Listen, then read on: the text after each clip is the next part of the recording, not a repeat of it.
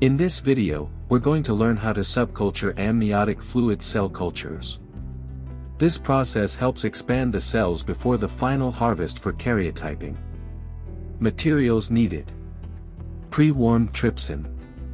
Amniomax or complete amniotic culture medium, 2 ml per culture. 1 sterile T25 flask or Leighton tubes. First, remove the old medium from the culture tube. Rinse the surface gently with the wash solution to remove any remaining medium, because residual medium can neutralize trypsin.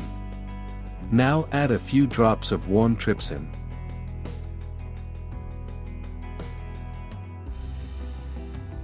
Place the tube under an inverted microscope.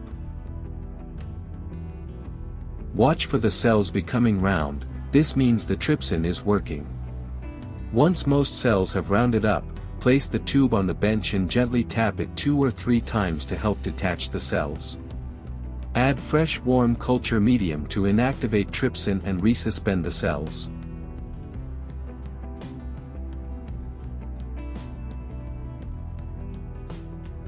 Transfer the cell suspension to a new sterile tube.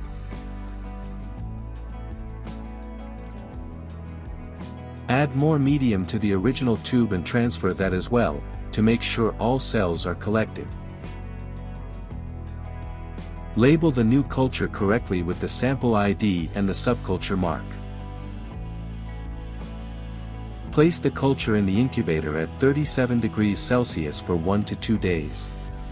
After this period, the cells will continue to attach and grow, preparing the culture for harvesting.